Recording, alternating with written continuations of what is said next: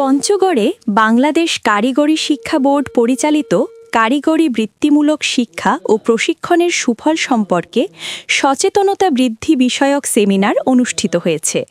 পঞ্চগড় থেকে আব্দুর রহিমের প্রতিবেদনে দেখুন বিস্তারিত।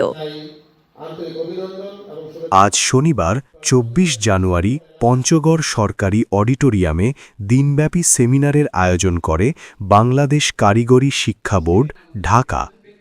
বাংলাদেশ কারিগরি শিক্ষা বোর্ডের চেয়ারম্যান প্রকৌশলী মোহাম্মদ রুহুল আমিন এর সভাপতিত্বে দিনব্যাপী সেমিনারে প্রধান অতিথি হিসেবে উপস্থিত থেকে বক্তব্য রাখেন বাংলাদেশ কারিগরি ও মাদ্রাসা শিক্ষা বিভাগের সচিব মোহাম্মদ রফিকুল ইসলাম। এর আগে সেমিনারে স্বাগত রাখেন বাংলাদেশ কারিগরি শিক্ষা বোর্ড, কারিকুলাম এর পরিচালক প্রকৌশলী মোহাম্মদ আনোয়ারুল কবির।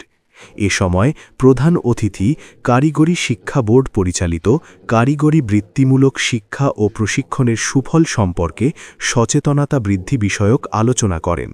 দিনব্যাপী সেমিনারে প্রশাসনের কর্মকর্তা, বিভিন্ন কলেজের অধ্যক্ষ, বিভিন্ন বিদ্যালয়ের প্রধান শিক্ষক, মাদ্রাসার সুপার, ইমাম ও গণমাধ্যম কর্মীরা অংশ নেন।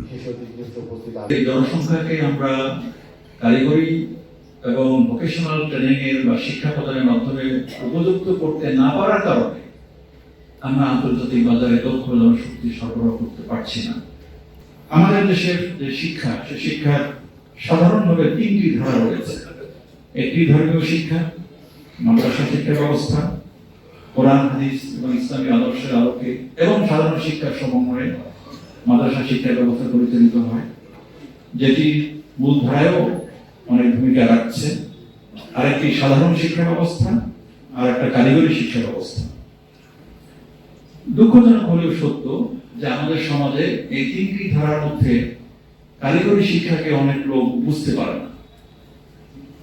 যদি বুঝতো যে কারিগরি শিক্ষায় আমার সন্তান অথবা আমার প্রতিবেশী অথবা আমার আত্মীয় স্বজনের কোনো ছেলে বা মেয়েকে যদি ওখানে আমি ভর্তি করাতে পারি এবং তারা যদি ওখান থেকে একটা সার্টিফিকেট নিতে পারে, তাহলে তারা কিন্তু বেকার থাকবে না। এই জিনিসটা আমরা বোঝাতে চাই। সেজন্যই আমাদের কারিগরি শিক্ষা বোর্ডের চেয়ারম্যান মহোদয় আপনাদেরকে এখানে আমন্ত্রণ জানিয়েছেন।